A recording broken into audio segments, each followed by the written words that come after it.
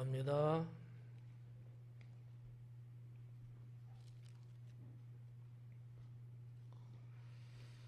오늘부터 5장을 강해하겠습니다. 5장도 꽤 절수가 많아요. 몇 년 걸릴까? 그러진 않겠죠? 한 몇 주 정도 걸리지 않을까. 길게는 한 8주, 짧게는 한 6주 정도 걸릴 것 같아요. 성경 오늘 본문 읽은 그 내용에 걸어가라는 단어가 나와요.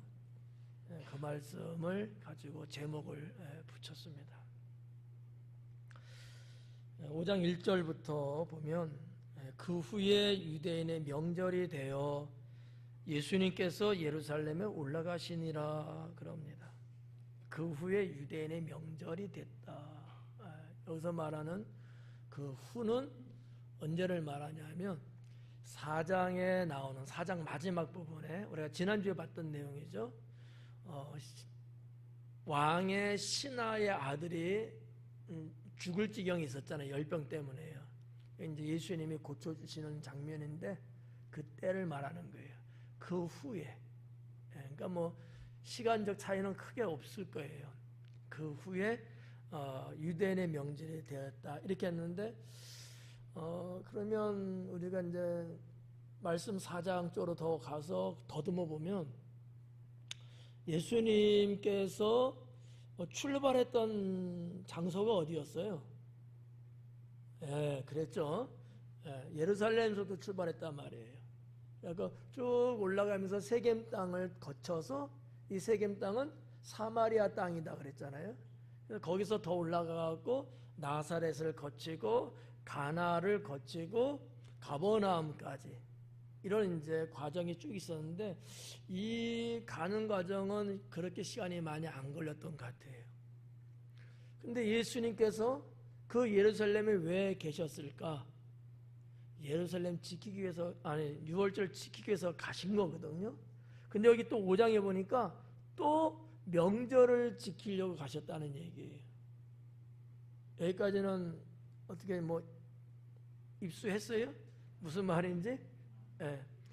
이 앞부분에 예수님이 갈릴리 지방에 있다가 예루살렘으로 갔는데 그 이유는 유월절 지키기 위해서 갔던 거예요. 근데 다시 또 지금 4장을 건너오면서 5장에 들어오니까 또 다시 또 예루살렘 또 갔다는 거예요. 이 거리가 옆 동네는 아니에요. 상당히 먼 거리거든요. 그런데 하여튼 성경 5장에서는 그렇게 이제 말씀하고 있는 거죠. 그러면 그 이유라고 했으니까 4장 마지막 부분에 이 아들을 고쳐준 이후의 일인데 얼마나 걸렸는지는 몰라. 아무튼 내려간 이유가 있는 거죠. 뭐 때문에 내려가신 거예요? 올라갔다 그랬으니까 뭐 때문에 예루살렘에 올라가신 거예요? 명절을 지키기 위해서 올라갔다는 거죠. 그러면 오늘 성경에서 말하는 이 명절이라는 게 이게 뭐냐? 우리 성경에는 유월절이다 뭐다 이런 말은 없거든요. 근데 그냥 명절이래요. 원어를 보니까 헤오르테라는 단어가 돼 있어요. 헤오르테. 이 헤오르테라는 얘기는 무슨 뜻이냐면은 어떤 특정한 그 날을 종교적인 의미로 지키기 위한 거예요. 근데 이렇게 이제 성경을 쓰지는 않았겠죠. 헤오르테라는 단어가 그 뜻을 갖고 있는 단어예요. 이게 사전적인 뜻이거든요. 그러니까 어떤 특별한 날인데 종교적으로 지키는 날이에요. 그러니까 명절이라고 이제 번역을 한 거죠. 그러면 도대체 유대인에게 있어서 그 정도 종교적으로 정기적으로 지키는 그 절기는 도대체 뭘까? 어쩌다 지키는 게 아니거든요. 정기적으로 지키는 거예요. 유대인에게 있어서 이런 명절은 도대체 뭐가 있을까? 뭐가 있을 것 같아요? 유월절은 다 알아. 지나가는 개미도 알아 이제는. 그러다 치고 유월절일까? 그 다음에 또 생각나는 건 없어요? 절기? 수장절? 수장절도 또 그렇죠. 또 7.7절. 예, 또 그런 거 있죠. 예, 또 뭐가 있을까요? 하여튼 뭐 나올 만큼 다 나왔어요. 예, 대부분 이제 뭐 성도님들이 아는데 기억이 안 난다든지 아니면 아예 모르는 또 절기가 하나 있어요. 그게 뭐냐면 불임절이라는 게 있거든요. 알고 계셨죠? 예. 불임절은 뭐냐면 이거예요. 자, 구약 성경에 보면은 에스더 왕후 나오잖아요. 유대 백성들이 이제 어떻게 보면은 이제 살고 있는데 뭐 대제국에 지배받고 있는 그런 상황 아니었어요, 그 당시에? 근데 그 아수르 왕 그 시절에 이 하만이라는 장군이 있었는데 아주 총애를 받은 장군이란 말이죠.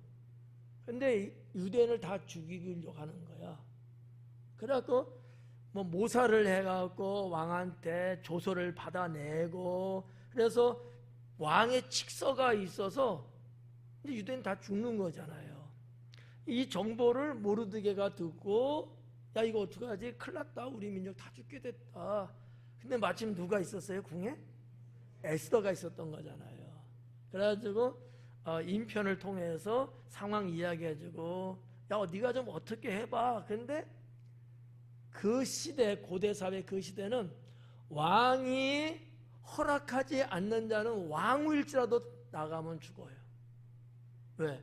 하도 왕을 살해하는 사건들이 많이 있었거든 고대에는. 그러니까 누구든지 못 믿는 거죠. 부인도 못 믿는 거예요. 왜? 역사 속에 부인들에 의해서 부인의 측근에 의해서 처가에 뭐 등등을 해갖고 왕을 죽이는 일들이 꽤 있었거든요. 그러니까 못 믿지.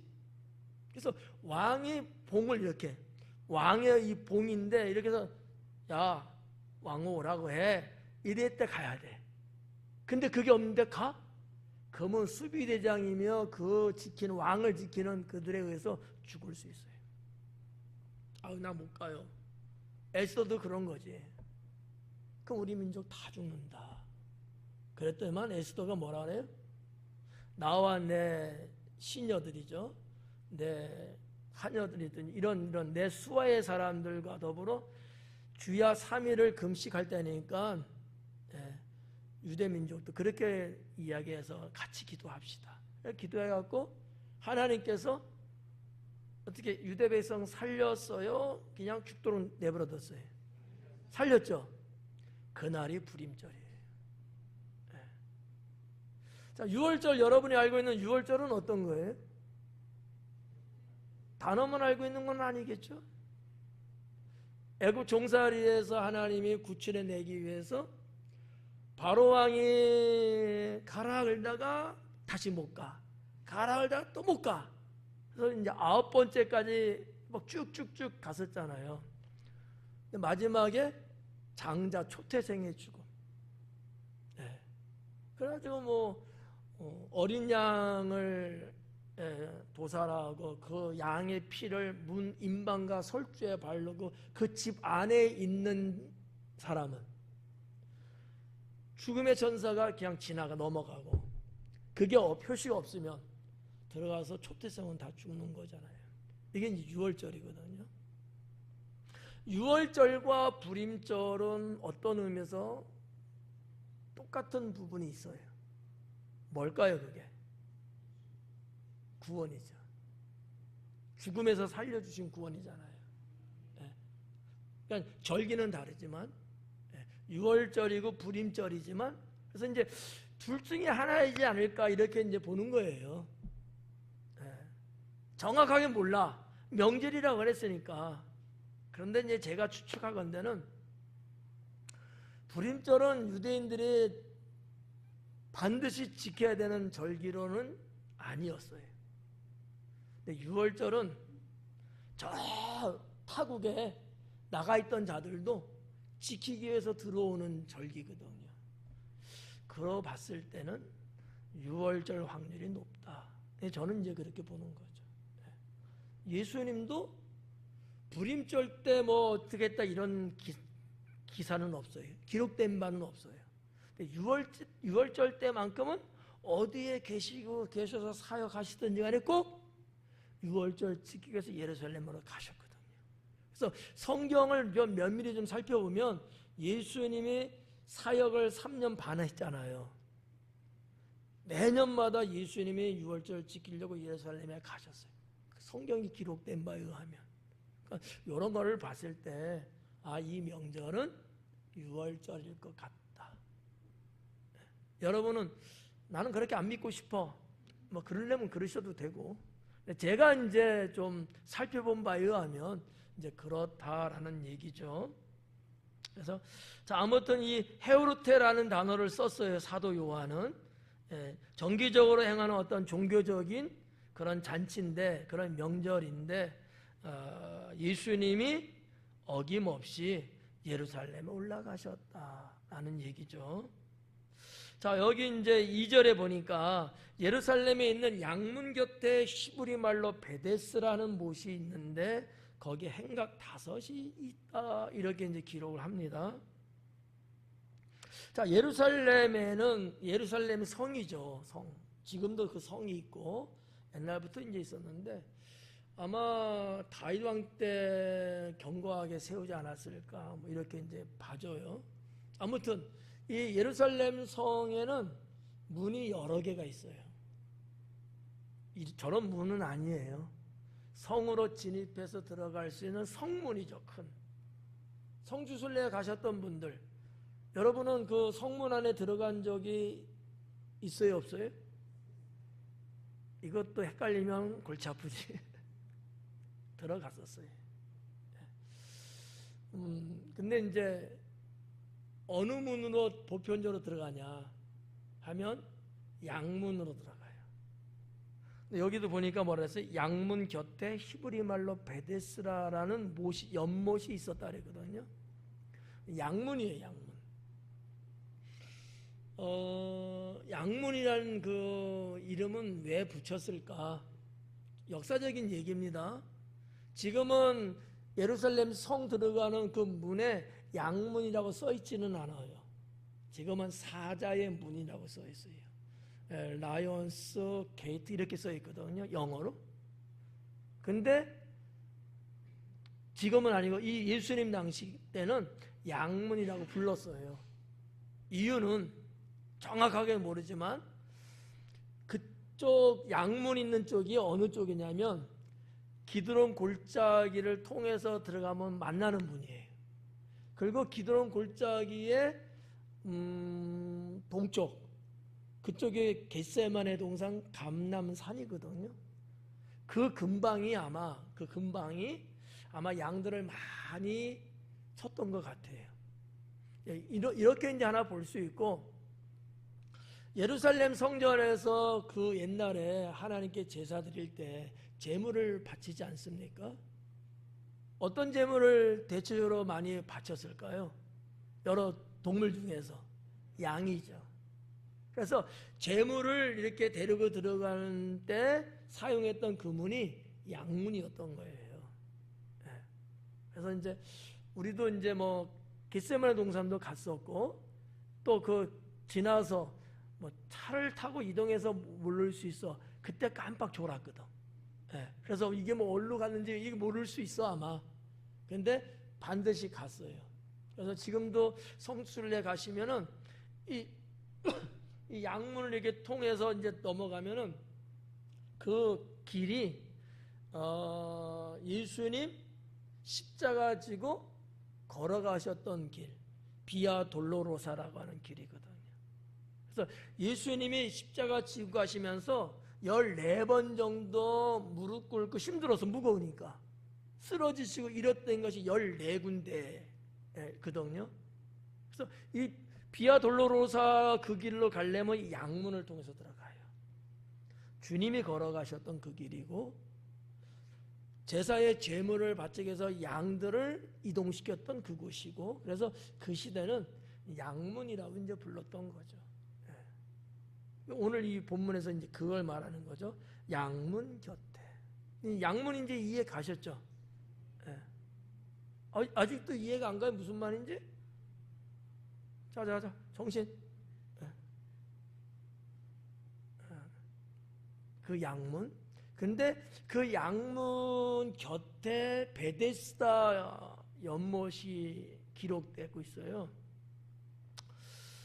뭐 정확한지 안 한지는 모르지만 우리가 성지순례 가면 베데스다 연못 뭐 갈 때 있고 안 갈 때는 있겠지만 갈 때는 갑니다. 그것도 안 빠지고 가는 것이 실로암 못이거든요. 두 군데는 거의 그냥 정코스예요. 예. 근데 여기 지금 기록상에 보면 곁에 그랬거든. 곁에라는 얘기는 어느 정도 거리가 되는 거예요? 예? 가까이 요 한 팔? 그건 아니지. 어느 정도 그죠? 어느 정도 이렇게 주변. 뭐 예를 들어서 뭐 우리 교회를 보면 저 양운현 아파트 정도라든지 이 정도 그냥 가까운 어느 정도 되지 않겠습니까? 근데 실질적으로 베데스다 연못은 좀 더 멀어요. 지금의 그 베데스다 연못을 보면 양문을 통해서 비아 돌로로스 그 돌로로사로 쭉 가갖고 예루살렘 그 통곡의 벽도 더 지나서 서쪽으로 가야 있거든요. 뭐 못 가신 분은 도대체 무슨 말인지 모르고 갔던 분도 물론 모르고 이게 그림이 그려지지 않으면 이제 잘 기억이 이제 안 나거든요. 아무튼 좀 거리가 있습니다. 그래서 뭐 재보지는 않았는데 한 2km 내외 정도, 2, 3km 아마 되지 않을까. 더군다나 이제 그 옛날에 예루살렘 도성도 크지는 않았고요. 지금은 이제 많이 이제 도시가 확장돼서 커지긴 했지만 뭐 도시가 커졌다고 해서 뭐 베데스다 연못을 뭐 그쪽 딴 데도 옮기고 그러지는 않았을 거 아니에요. 그러니까 대략적으로 이렇게 좀 보면 그 정도 거리가 될 거는 같아요. 그래서 이제 거기에 이제 베데스다 연못이 있는데 그 히스기야 터널이라는 이야기는 여러분 어떻게 들어보셨죠? 성경을 그러면 안 읽으신 거예요? 아니면 뭐 이제 히스기야 터널이 이제 있잖아요. 옛날 그 아수르의 그 침략을 받고 막 이랬을 때 히스기야 왕이 딱 보니까 흐르는 물이 있거든요. 근데 포위가 된 거야. 이스라엘 예루살렘이. 근데 그 물이 적군 쪽으로 흘러가고 있는 거죠. 그리고 우리는 물이 점점 고갈되고 없어지는 거야. 그럼 살 수 있어요? 예. 그럼 뭐 밥은 못 먹어도 물만 먹어도 그냥 견딜 수 있잖아. 근데 물이 없으면 큰일 나거든요. 그래서 이제 히스기야 왕 때 그 내려가는 물줄기를 막고 그 물꼬를 성내 쪽으로 돌린 거거든요. 그게 이제 히스기야 터널이라고 이제 말을 하는데 지도 이런 데는 안 나와요. 그러면 무슨 단어로 좀 찾으면 나올까? 기온샘 하면 나와요. 거기가 거기거든. 그래서 그곳이 성 바로 밑에 쪽에 기온샘이 있어요. 근데 이 기온샘이 글쎄 뭐 정확한지는 몰라도 온천수처럼 솟구쳐 흐르는 물이거든요. 그래서 물이 많이 나와. 기온이라는 게 이제 그런 의미를 갖고 있거든요. 뭐 이제 콸콸콸 나오듯이 물이 이제 지하수가 계속 올라오는 거예요. 그 물이 이제 자연스럽게 흘러가는 건데 히스기야 왕 때 이제 그런 작업을 이제 했죠. 이 물줄기가 이렇게 해갖고 베데스다 연못까지 흐를 정도로 하여튼 이렇게 이제 구성이 돼 있어요. 뭐 다른 말씀을 드리려고 한 건 아니고 뭐 곁에라 해서 오해하지는 마라. 나중에 혹시나 성지순례 가갖고 어디있지 찾아도 없다. 좀 더 거리가 있으니까 그냥 여러분들이 이 단어를 이렇게 번역한 것의 의미를 뭐 우리 스타일로 우리 뭐 그러잖아요. 저도 당진에 와서 뭐 길 물어보니까 저기 조금 가면 돼요. 그런데 한참 가야 되더라고. 뭐 이런 개념이라고 그냥 보시면 뭐 좀 이해 가지 않을까 이렇게 생각됩니다. 그래서 이제 이 베데스라 하는 못이 이 못은 연못을 말하는 거고요. 있는데 거기에 행각 5개가 있다. 그러면 이 베데스라는 연못이 크기가 어느 정도일까? 궁금하죠? 뭐 이제 뭐 고고학자들의 이제 어느 정도 실축을 이렇게 재서 나온 건데, 한 폭이 한 50에서 한 67m.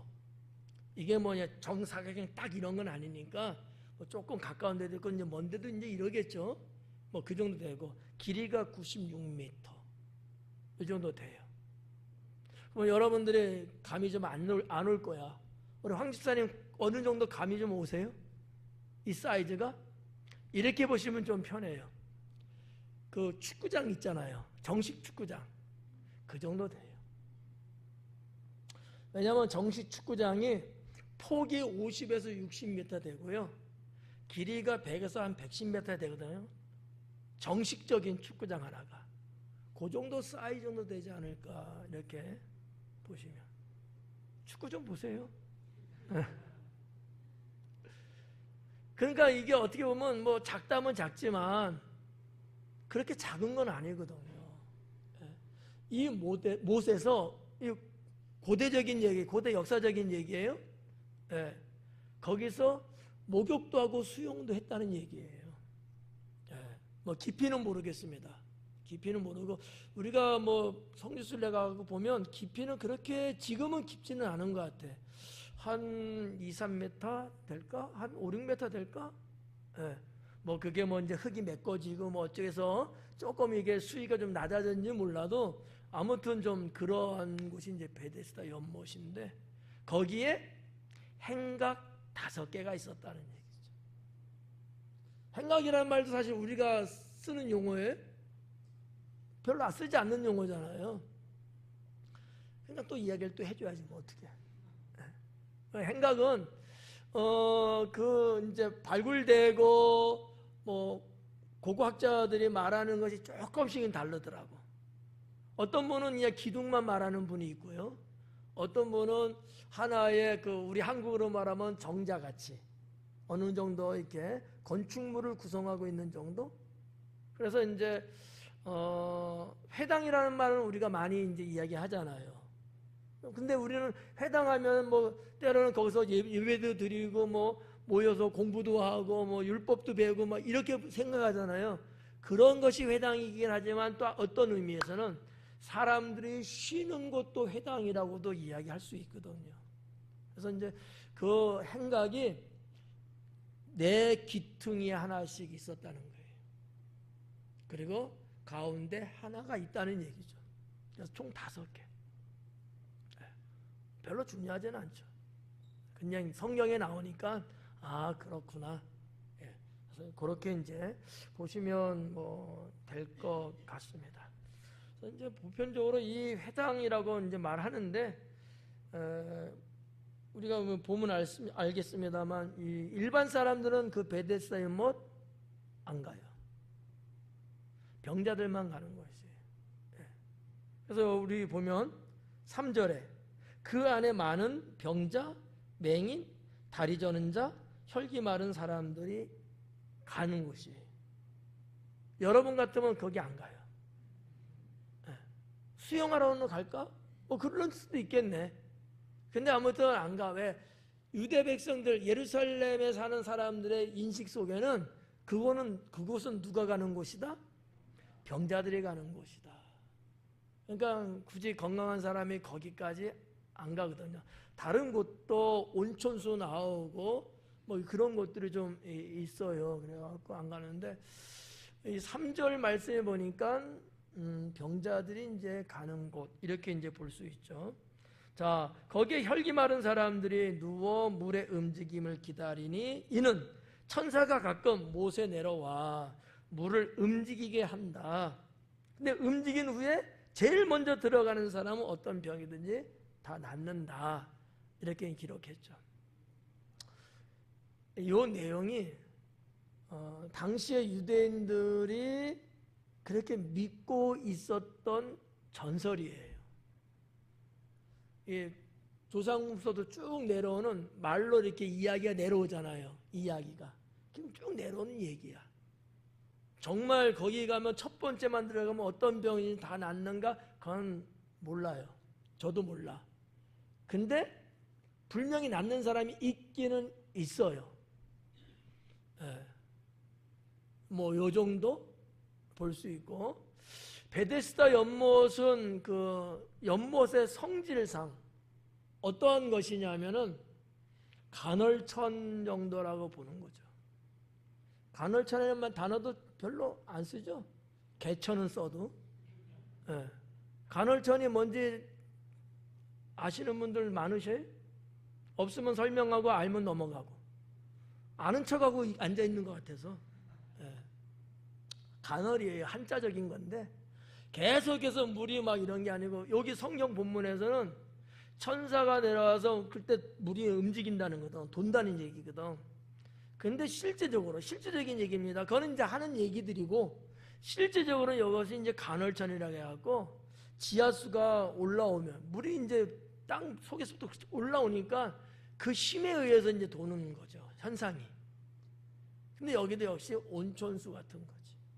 뭐 광물이 상당히 뭐 있어갖고 뭐 이런 거 있잖아요. 뭐 허리 디스크 아프고 피부 질환 이런 부분들은 아마 치료가 됐을 거예요. 우리나라의 온천 하면 어느 동네예요? 네? 덕산? 덕산은 게임이 안 되고, 어디죠? 온양. 그죠? 이거는 뭐 역사적으로 뭐 조선시대 특히나 이건 역사적으로 온양이면 뭐 최고죠. 옛날에는 뭐 신혼여행은 무조건 온양 뭐 이런 데를 갔잖아요. 부산에 이제 동래 이런데, 동래구에 있는 동래 온천, 수안보 같은 경우, 우리나라도 이제 아주 유명한 온천이 이제 몇 군데 이렇게 있지 않습니까? 그래서 뭐 우리나라도 온양 같은 데는 임금이 행차해 갖고 좀 몸이 안 좋을 때 좀 치료도 하시고 이랬던 것이 이제 그 조선시대 정사에 나오거든요. 이렇게 역사책에. 뭐 그런 것처럼 아마 당시에 예루살렘 사람들도 이렇게 쭉 할머니가 그렇게 말하는 거 100% 믿고, 우리 엄마도 그렇게 가고 딸도 그렇게 가고 뭐 이러면서 아마 베데스다 연못을 이렇게 갔을 거예요. 병 고쳐야 되니까. 그래서 이제 그런 것들이 이제 역사와 고고학적에서 어느 정도는 증명된 내용들이라고 보시면 될 것 같아요. 그래서 이제 물이 움직인다 이것은 지하수가 품어오르면서 물의 힘, 압력의 힘 때문에 도는 것을 그렇게 표현하고 있는 것이 아닐까, 이렇게 볼 수 있습니다. 그래서 이제 여기 이제 3절에 보니까 혈기 마른 사람들이 누워 그러잖아요. 누웠다는 거야. 누웠대. 이 누웠다는 단어가 무슨 단어냐면 깊은 병 때문에, 병이 조금 아픈 게 아니고요, 병세가 깊어요. 어느 정도냐? 도저히 앉아 있을 정도도 못 돼. 누워만 있어야 되는 정도예요. 어떻게 보면은 좀 죄송한 표현입니다만, 죽고 싶어도 죽지는 않는데 죽을 만큼 거동 자체가 안 나. 이렇게 앉아서, 여러분처럼 이렇게 앉아 있을 수도 없어.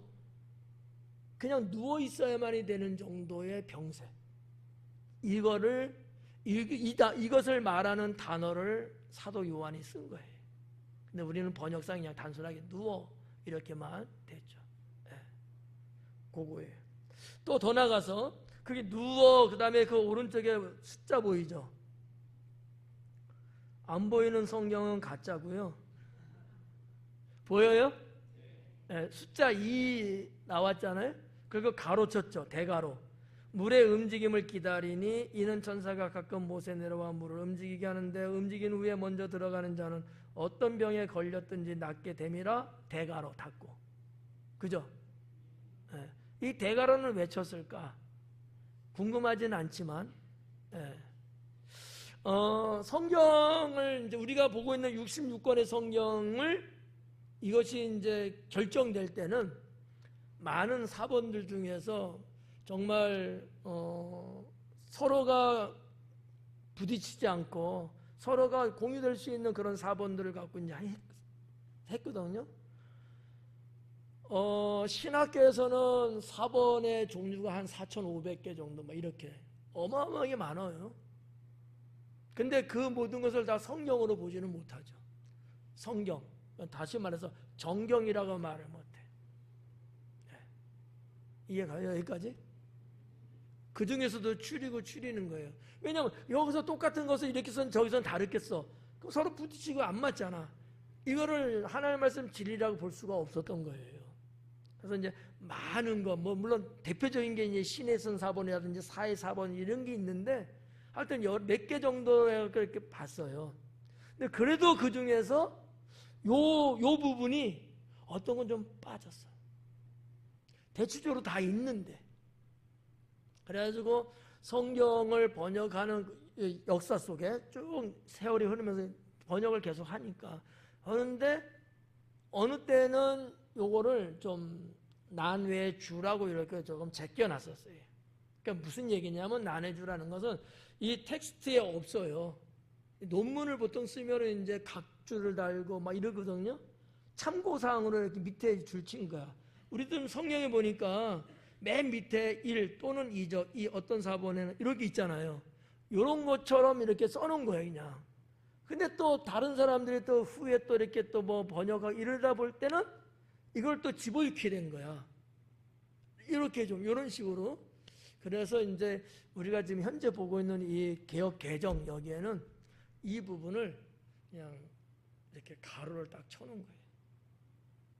어떤 학자들은 야, 이 부분은 이거는 아니지 않느냐 빼자 주장하는 분이 있고 어떤 부분들은 아니다 그래도 이거는 여야 된다 이렇게 서로가 좀 의견이 다르죠. 근데 이제 제가 볼 때는 넣는 게 맞아요. 왜 맞을까? 여기 보면은 물이 움직이고 뭐 천사가 모세에 내려와서 이런 얘기가 이제 3절과 4절이 있잖아요. 요 내용이 전부 다 가로 안에 있는 거거든. 그런데 모두가 다 인정하는 7절에 가면 7절에서 병자가 하는 얘기가 기록되어 있거든요. 거기도 물이 움직인다고 그렇게 돼 있어. 그건 다 똑같이 다 있어. 모든 사본에. 그러니까 그렇다면 뭐 있다고 하는 게 그래도 맞지 않을까. 왜냐면 7절 그 뒤에도 그런 게 없으면 그냥 뭐 빼는 게 맞지만 저기는 있는 거예요. 다 인정하는 거야 똑같이. 그러면 인정하는 게 맞지 않을까 이렇게 뭐 생각해 봅니다. 자 여기까지 어떻게 좀 생각이 좀 정리되셨나요? 대답을 하든지 고개를 끄덕이든지. 예. 자, 그럼 한 장 넘겨서 제 성경으로 보면 5절로 볼게요. 자, 5절에 그런데 거기에 베데스다 연못이죠. 거기에 38해 된 병자가 있더라는 거지. 38년 된 병자가 거기에 있었다. 자, 거기에 병자가 몇 명이 모여 있었겠어요? 알 수 없지. 많았을 거야. 옛날 고대사회는 각종 병들이 많았었거든요. 지금은 병이 있어서 죽으려고 해도 안 죽여. 병원에서 살려내. 다 죽으면요 의사들 돈 못 벌어요. 계속 살려주면서 치료해주면서 해야지.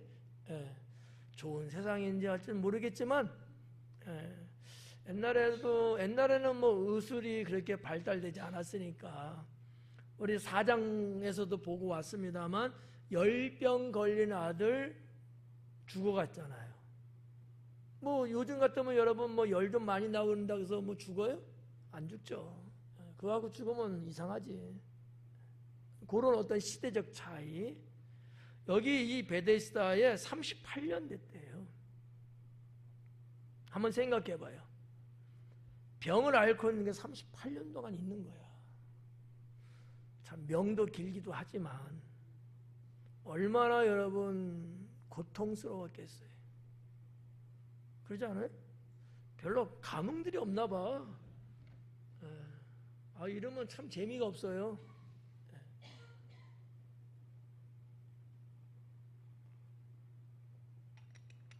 그 정도 말하면은 막 이렇게 표정을 해야 되는데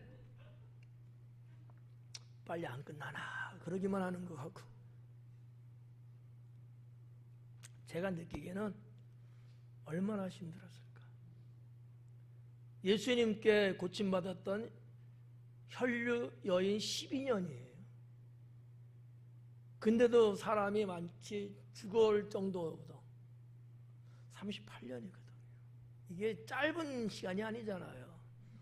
얼마나 여러분. 그리고 이 베데스다 연못에 나 같은 사람이 가서 물이 동하고 난 다음에 들어가면 살 수 있다고, 고칠 수 있다고, 건강할 수 있다는 이 엄청난 희망을 갖고 와 있었지만 여태까지 자기는 못 들어갔다는 거 아니겠어요? 정말 희망 고문이야. 차라리 그런 게 있을 수 없다고 했으면 일찍 포기했는지도 모르지. 할 수 있다고 하는데 나는 그 혜택을 못 받고 있는 거잖아. 얼마나 불쌍합니까? 불쌍하다고 한번 해줘 봐요. 나는 여러분이 불쌍해. 참 불쌍하다. 그래서 여기 이제 보면 그 병이라는 단어가 있지 않습니까? 38년 된 병, 든 사람, 병자죠. 이 병이라는 단어가 어떤 단어를 썼냐면 아스데네이아라는 단어를 썼어요. 아주 중요한 단어이기 때문에 제가 원어로 말씀드리는 거예요. 아스데네이아. 무슨 뜻이냐면 연약함이라는 뜻이에요. 연약하다. 또는 병들었다. 아니면 병. 이런 뜻으로 이제 사용하는 단어거든요. 뭐 어떻게 보면 여러분은 어때요? 연약함이 있어요, 없어요? 여러분이 이는 병자야. 아스데네이아야. 예수님은 이 땅에 왜 오셨을까요? 구원을 시키기 위해서 죄인을. 그 죄인, 구원받는 죄인은 어떤 상태일까요? 연약한 사람들이야. 연약한. 죄도 이리 치고 저리 치고. 뭔가 하나님 제대로 잘 믿어보고 싶지만 그럴 수 있는 힘조차 없어. 별일도 아닌 것 같고 괜히 딩숭생숭. 그리고 괜히 서러움만 생기고. 정말 연약하지 않아요? 성경에 보면 말이죠. 특히 시편에 이제 그런 단어들 많이 쓰는데 가난한 자, 가난한 자. 제가 오늘 말씀에도 가난한 자 읽었잖아요. 가난한 자는 어떤 사람인 것 같아요? 그러면요. 연약한 사람인 거예요. 불쌍한 사람이죠. 아스데네이아거든요. 그래서 이제 예수님은 구원은 믿으면서 받는 건 맞는데 그 구원받을 사람들이 연약한 상태에 있다는 얘기거든. 여러분의 영적 상태는 어때요? 왕성해요, 연약해요? 딱하지. 연약한 거거든. 그래서 사도 바울께서는 로마서 8장을 기록하시면서 이 단어를 썼어요. 성령께서는 우리의 연약함을 도우신다고. 여러분의 연약함이 있는데 그 연약함을 도와주시는 분이 지금 누구냐? 목사가 아니고 성령 하나님이라는 거예요. 예. 그러니까 우리도 다 뭐예요? 그러면 오늘 본문을 보면 다 병자고 어디로 가야 돼요? 베데스다로 가야 돼. 가서 난다면 얼마나 좋겠습니다만은 그것도 아니잖아. 그래도 감사한 거는 주께서 우리를 치유해 주시고 정말 베데스다 가야지만이 고침받을 수 있다면 얼마나 불쌍합니까? 우리 여기 다 가야 되는데 한 명밖에 안 된대. 근데 주님은 그게 아니잖아요. 어떠한 상황이든 누구든 지금이든 조금 있다가든 다 주님은 연약함을 긍휼히 여기시고 도우시는 분이시잖아요. 이제 이런 부분들을 우리가 성경에서 볼 수 있지 않을까 이렇게 이제 봐지고요. 여기에 이제 뭐 숫자에 대한 얘기입니다. 5절에 38년 된 병자, 38년이죠. 소설 쓰고 오는 건 아니고요. 그냥 성경에서 말하는 어떤 숫자의 영적 의미, 이 부분을 그냥 좀 한번 좀 말씀드릴까 하는 생각을 갖고 있죠. 38년이에요. 근데 이제 우리가 보통적으로 성경에 나오는 숫자가 쭉 있는데 38이라는 것은 거의 없거든요. 있긴 있어요. 거의 없거든요. 뭐 40이든 3이든 뭐 4든 이런 어떤 숫자들이 있는데 38은 이제 여러분 기억 속에 아마 없을 거예요. 이제 제가 그 부분을 이제 꺼내 볼게요. 네. 자, 이스라엘 백성들이 애굽에서 출애굽하고 어디로 가야 돼요? 가나안 땅 가야죠. 얼마나 걸렸대요? 몇 년 걸렸죠? 40년. 40년 걸릴 길은 아니죠. 7일에서 열흘 정도면 들어갈 수 있는 길인데 어쨌든 40년 걸렸다고 합니다. 근데 이제 신명기나 민수기에 기록된 바에 의하면 그 길을 보면 38년이라는 말씀이 나와요. 근데 그 38년은 어느 기간에 대한 얘기냐? 출애굽서부터 들어갈 때까지는 40년이라고 보는데 38년에 해당되는 그 구간이 있어요. 그 구간이 가데스 바네아에서 세렛 시내가까지라고 하거든요. 또 이렇게 말하면 또 너무 속상해. 어딘지 모르니까. 그래서 지도를 머릿속에 담으라는 얘기지. 뭐 100번 말하면 뭐해? 뭐 실천 안 하는데. 담으면 좋아요. 하루에 한 번씩 지도를 계속 보시면은. 자, 봐봐요. 이 가데스 바네아가 어디 위치냐면 애굽과 가나안 땅의 경계예요.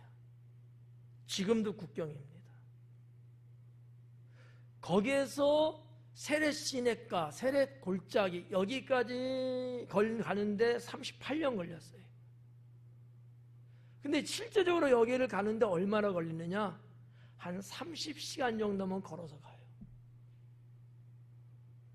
근데 성경에서 이것을 말씀하고 있는 바에 의하면 이 38년 동안 이 신광야, 38년 이 신광야의 삶에서 이스라엘 백성들의 모든 죄악을 다 털어버리고 믿지 못하고 12명의 정탐꾼이 들어가지 않습니까?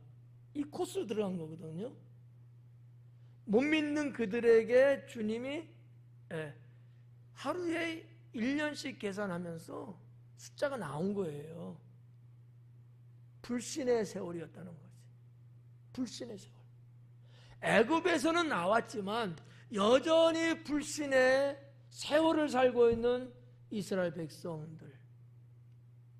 여기 이 병자가 38년 동안 앓고 있어요. 제가 왜 이 말씀을 드리냐면 이 병자는 도대체 무슨 일 때문에 병 걸렸을까? 궁금하지는 않죠. 뭐 때문에 걸렸겠어? 무슨 병인지는 몰라. 한마디로 쉽게 말하면 관리 잘못해서 그렇겠지 뭐 이렇게 볼 수 있지. 근데 우리가 읽은 본문에는 안 나오지만 그 뒤로 보면 예수님이 이 병자의 병에 대해서 이야기를 하셔요. 죄로 인한 병이라는 거예요. 죄악 때문에 얻은 병이라는 거거든. 그러면 이 38년의 이 병의 이 시름시름한 이 세월, 그 이전에 죄 때문에 걸린 병인데 죄의 문제를 해결하지 못하고 있잖아요. 그러니까 38년 동안 계속 지금 병아리를 하고 있는 거지. 어떤 의미에서는 우리들도 오늘날 죄의 문제를 해결하지 않고 변화되지 않고 성장하지 않고 새롭게 안 되고 여전히 이 세상과 죄악이라는 이 흔적이 내 영혼에 묻어 있고 이렇게 산다면은 겉은 멀쩡할지 몰라도 병자일 수도 있다라는 거지. 여러분 세상 살아가는데 강직하고 용기 있고 결단을 내리고 당당하게 막 살아가는 사람은 연약한 사람일까요? 연약하지 않은 사람일까요? 그렇죠. 여러분 인생을 한번 봐봐요. 나는 연약한가? 하나님을 믿고 신앙생활 하는데도 내가 정말 경건하게 살고 말씀을 지키고 믿음으로 용기 있게 다윗처럼 외치면서 살고, 이 사람은 연약하지는 않죠. 그걸 못하는 거야. 비리비리하고. 비리비리. 죄송해요, 표현이. 속된 말로 매가리가 없어. 기력이 안 나와, 기력이. 뭐 죄악이 좀 나한테 유혹을 하면은요, 쉽게 죄악에 그냥 무너지는 거야, 그냥. 누가 뭐라고 나 믿는 거에 대해서 누가 뭐라고 한마디 두 마디를 하면은 거기에 대해서 내가 말을 못해, 말을. 영적 상태를 보면 뭐예요? 아스테네이아야. 연약한 상태에 있는 거거든요. 우리 주님이 볼 때 얼마나 치근하게 보실까라는 얘기죠. 근데 그러면 돼요? 그러면 돼야 안 돼요? 안 되잖아요. 안 되잖아. 주님이 우리의 그와 같은 영적 상태 이 부분을 자유 주고 해방시키기 위해서 오신 분인데, 우리는 그래서 구원받은 자라고 말하는데 여전히 우리는 신강야가처럼 산다면은 이게 말이 되냐고. 가나안 땅에 들어가서 사는 풍요로운 삶을 살아야죠. 건강한 삶을 살아야 되는 것 아니겠어요? 예? 그래서 아멘도 그렇게 하는 사람이 건강한 사람이라니까. 연약한 사람은 아멘도 못해요, 제대로. 비리비리 해갖고.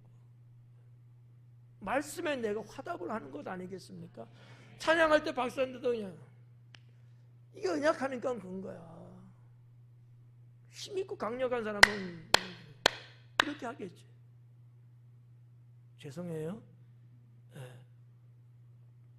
이 아스테네이아, 이 연약함, 우리는 사실 이런 상태로 쭉 가면 안 된다라는 말씀을 드리는 거예요.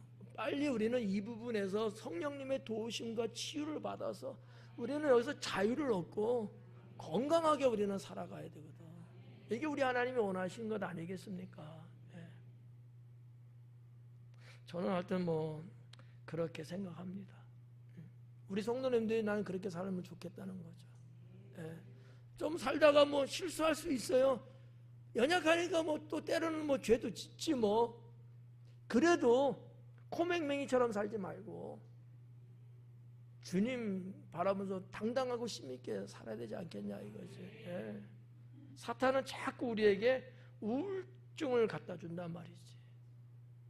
자꾸 우리는 이렇게 고개 숙이고 말이지. 힘없이 사는, 이렇게 사탄은 자꾸 우리를 꼬드기거든요. 주님은 그 모습 좋아하지 않아요. 어깨 피고 당당하고. 내가 좀 부족한 건 맞지만, 내가 좀 못하는 건 있지만, 그래도 나는 하나님께 구원받은 자녀니까. 그래야지만이 사탄의 어떤 유혹과 엄습은 자꾸 차단되고요, 점점 횟수가 줄어들고요, 결국은 떠나는 거거든요. 아유, 이건 내가 상종할 놈이 아니구나, 안 되겠다, 다른 택시 집안을 찾아가야 되겠다, 우리 교회는 택시 없으니까, 이런 것 같은. 자, 그래서 여기 38년 된 병자 5절 말씀을 이제 말씀드렸고요. 자, 6절에 예수님께서 그 누운 것을 보시고 병이 벌써 오래된 줄 아시고 그래요. 예수님께서 그 누운 거를 보셨대요. 봤다는 거지. 누워 있어. 그죠? 병자 누워 있잖아요. 누워 있는 모습을 본 거예요. 근데 여기 사도 요한이 이 봤다라는 단어를 이제 사용했는데, 이 봤다라는 단어가 무슨 뜻이냐면은 그냥 눈 뜨고 있으니까 봤다 이런 개념이 아니거든요. 인간이 가지고 있는 오감 있죠, 오감. 오감이 총체적으로 어떠한 사건, 어떠한 무엇을 보면서 오감이 움직이면서 그런 어떤 경험, 같이 어떤 공감을 느꼈다는 얘기예요. 여러분, 사자성어에 동병상련이라는 말 있죠. 그게 무슨 뜻이에요? 쉬운 말로 똑같다는 거잖아, 그냥. 저 A라는 사람이 무슨 일로 인해서 매우 힘들어합니다. 정말 코가 석자예요. 근데 내가 옆에 있는 거야. 저 사람의 저 힘든 모습을 볼 때 내가 마치 힘든 것처럼 같은 마음을 갖는 거거든요. 이 단어를 사도 요한은 썼다는 얘기지. 예수님이 그냥 지나가면서 쳐다보고 이게 아니라는 얘기예요. 그 병자의 그 아픔, 애달음, 그 고통스러운 것을 주님이 직접 느끼셨다는 얘기거든요. 그 개념이거든요. 어떠세요? 우리도 그렇게 살아야 되지 않을까요? 가난한 사람 봤을 때는 그 가난의 그 처절함을 나도 같이 느껴가면서 될 수 있다면 조금이라도 도와주고, 힘이 없어갖고 짓눌리는 자유를 짓밟히는 사람이 있다면 그 사람의 그 억울함이나 이런 거를 나도 같이 동감을 하면서 조금이나 그 사람이 좀 편하게 갈 수 있게끔 좀 도와준다는 이런 어떤 오감이. 근데 우리는 뭐가 있어요? 육감뿐만 아니라 칠감이잖아. 그 칠감이 영감이거든.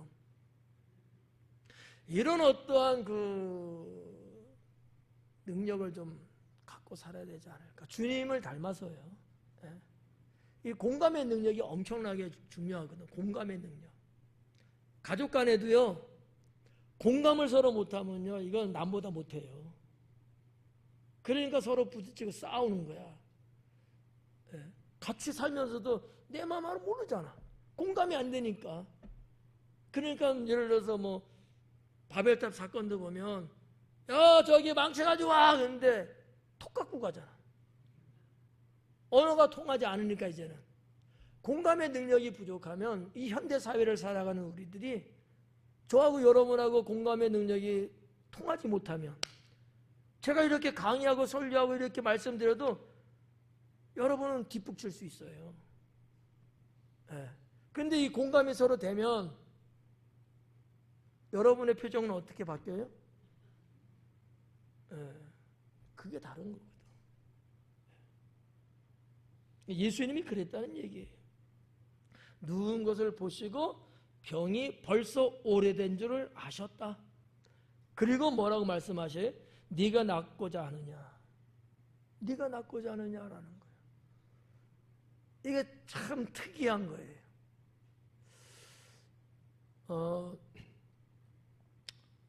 요한복음에 들어와서 예수님이 메시아라고 하는 표적, 제가 말씀드렸죠. 이 단어 썼잖아요. 표적.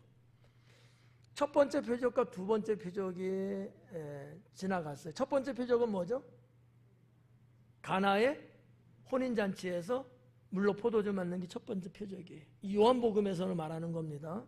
두 번째 표적은 지난주에 봤던 왕의 신하의 아들이 나왔던 게 두 번째 표적. 오늘이 세 번째 표적이에요.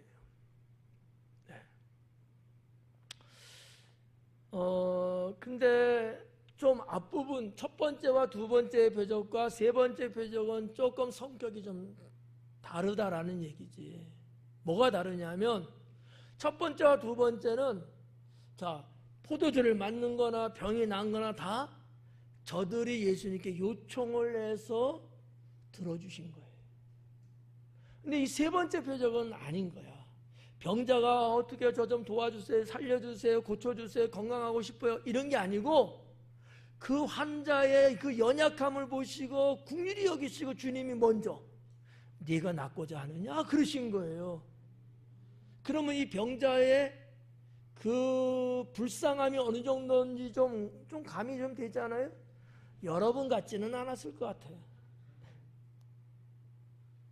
이게 그래서 같은 표적인데도 좀 성격이 좀 다르다라는 걸 이제 좀 말씀을 드리고, 왜 이 말씀을 제가 드리냐면 여러분이 하나님 믿으면서 여러분이 기도하고 하나님께 좀 도와주세요, 저 이런 문제 있어요, 이거 좀 풀어주세요, 막 이렇게 요청하는 게 있잖아요. 근데 여러분이 전혀 어떤 것을 주님께 요청한 게 아닌 거야. 근데 주님이 여러분의 삶의 어떤 소망이나 문제 들어주시는 경우 있을까요, 없을까요? 이게 세 번째 표적과 같은 거예요. 우리 주님은 그런 분이라는 거지. 내가 구했을 때도 들어주시지만 나의 신음하는 소리를 아시는 주님께서는 먼저 내게 찾아오시는 거죠. 이게 은혜죠. 이게 은혜거든요. 그런 하나님을 여러분이 믿고 있다는 거야. 아유, 기적이다, 기적. 그런 내가 그 하나님을 믿는다는 게 이게 얼마나 놀라운 일이라는 거예요. 그래서 어메이징 그레이스라는 거예요. 네. 이런 부분을 좀 우리가 느낄 수 있지 않을까. 그러면 여러분 신앙생활 하는데 전혀 주눅들 필요 없고 걱정할 필요가 뭐가 있겠느냐는 거지. 내가 구해도 응답하시고 내가 굳이 세세콜콜하게 다 하지 못하는 게 있잖아요. 주님만이 하시는. 그럴 때도 주님이 딱 보셔갖고 이거 해줘야 된다는 절박성이 있을 때는 들어주시는 거예요. 네. 그러니까 낭망할 필요가 전혀 없다는 거지. 없다가 아니야. 전혀 없다는 거예요. 우리가 믿는, 우리가 섬기는 하나님은 그런 하나님이다 라고 저는 믿습니다. 자, 그렇게 좀 보고 넘어가면 좋을 것 같고요. 7절에 들어오니까 아까 가데스반의 세레신에 말씀드렸죠? 네. 자, 7절에 병자가 대답하여 주여 물이 움직일 때에 아까 3, 4절에도 움직였다 그러잖아요. 나를 못에 넣어주는 사람이 없어요. 이러는 거야. 그래서 내가 가는 동안에 출발은 같이 하는 거지. 여기 땅 하는데 이 병자는 정말 누워있는 사람인데 어떻게 가겠어요? 내가 가려고 하면 벌써 옆에 사람이 다 벌써 알고 있어. 저놈 가려고 하는구나. 내가 빨리 가야지. 매번 실패했다는 거거든. 아, 베데스다 연못에 경쟁력이 얼마나 많은지 몰라. 어떻게 보면 우리가 사는 세상이 그렇습니다. 네. 그러니까 딱 하죠. 여러분이 정말 최대한으로 잘 믿으려고 하고 그냥 누구보다도 내가 정말 그래 다시 다짐하자. 내가 그래 다시 힘내자. 그래서 여기 땅 하려고 하는데 사탄은 그거를 아주 기분 더럽게 보거든. 그래서 나를 완전히 넉다운 시키게끔 만들어버려요. 그러면 여러분 어떻게 뭐 절망하고 끝내야 돼요? 아니면 그래도 희망을 갖고 가셔야 돼요? 그죠? 그래야죠. 그러지 않았으면요 이 병자는 이미 38년이 아니라 10년 정도에 이미 죽었을지도 몰라요. 물론 심한 고문일 수는 있어. 매번 안 됐으니까. 그래도 견디고 하고 또 하고 하면서 어쨌든 주님께 고침 받았잖아요. 이게 때로는 우리의 삶에도 필요하다. 믿으시나요? 네. 그래서 이제 참 모두가 뭐 경쟁자죠. 뭐 참 어려운 상황인데 병자의 좀 하소연 같은 이 표현.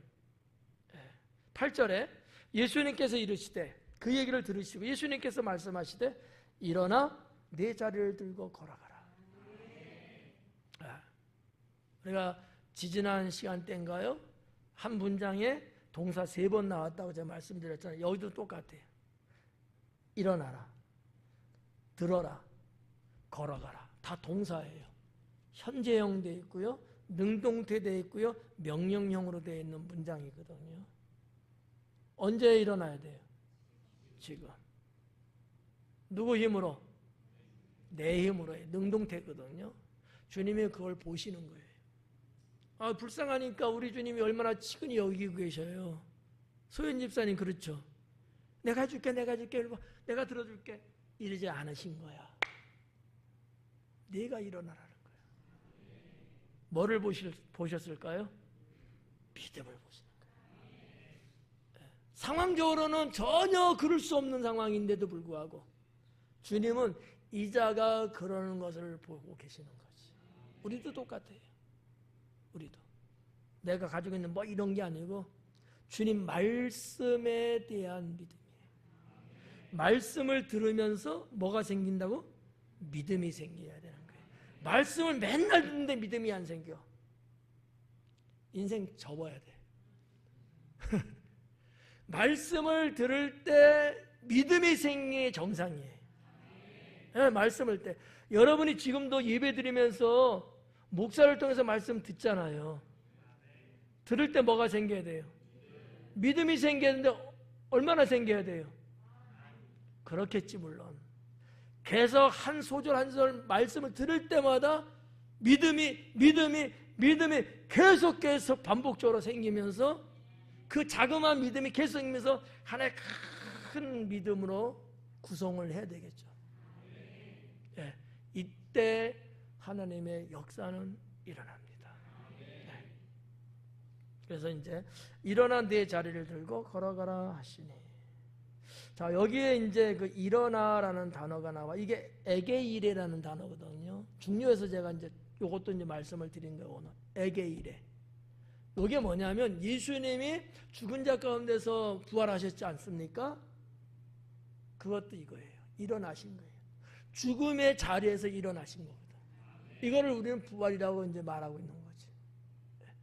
나사로가 죽은 무덤 속에서 일어나잖아요. 어린 소녀가 누워있는 데서 소녀의 일어나라 그러잖아요. 다 에게이레예요. 부활을 의미하고도 있다라는 얘기죠. 그러니까 우리의 신앙, 우리의 영혼은 때로는 세상에서 살면서 뭐 앉아있을 때도 있고 뭐 누워있을 때도 그럴 수 있어요. 그러나 뭐 해야 돼요? 일어나야 됩니다. 일어나야 돼요. 언제까지 누워있고 언제까지 앉아만 있을 거예요? 그건 주님이 원하지 않거든.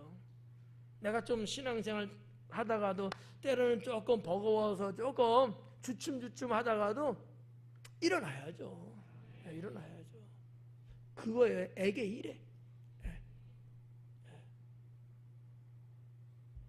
그래서 이제 우리가 8절까지 그렇게 이제 보고요. 9절에 보니까 그 사람이 곧 나아서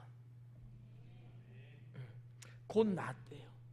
일어나 네 자리를 들고 걸어가라 하시니 그 사람이 곧 낫대요. 어떻게 해서 날 수 있어요? 주님의 그 말씀을 믿은 거예요. 주님의 말씀을 자기의 영혼에 담은 거예요. 네. 그래서 난 거야. 그러니까 이 양반은 자기가 누워있을 때 갖고 있는 거적대기 같은 게 있을 거 아니야. 혼잎을 들고 일어난 거예요. 그리고 걸어가는 거죠. 거적대기 그대로 놔두든지 덮고 있는 혼잎을 같은 거 그대로 놨으면 다시 또 좀 이따 다시 누울 건데 뭐. 그게 아닌 거야.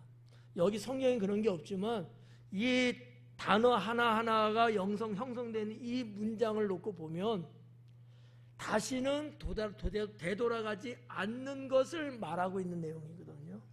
여기서 종집을 찍은 거예요. 다시는 병자로서 누워있는 인생이 아니고 이거 완전히 해결하고 이제는 정상적으로 살아가는 삶을 사도 요한은 기록하고 있다는 사실이죠. 당연히 우리도 그래야 맞는 거죠. 그 부분이 이제 9절이고요. 9절에 그 동그라미 하나 쳐놨잖아요. 이날은 안식일이니라. 오늘 이 안식일에 대한 강의는 안 할 거예요. 이거 하면 30분 해야 되거든요. 요거는 다음 주에.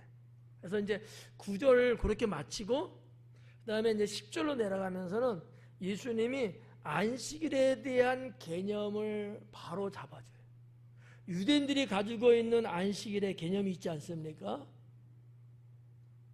어떤 개념이었을까요? 율법적인 개념이거든요. 율법적인 개념. 근데 예수님은 율법적인 개념은 예수님도 안식일 지키죠.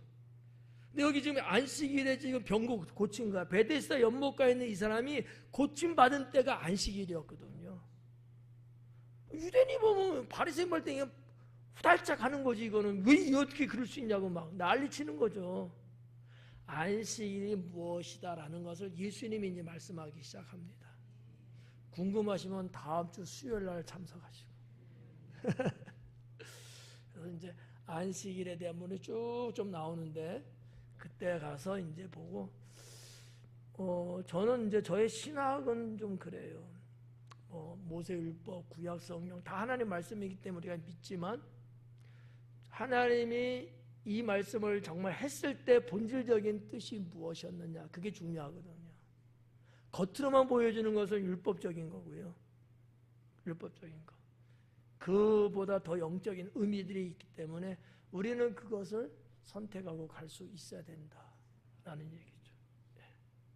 오늘 여기까지 하겠습니다. 기도합니다.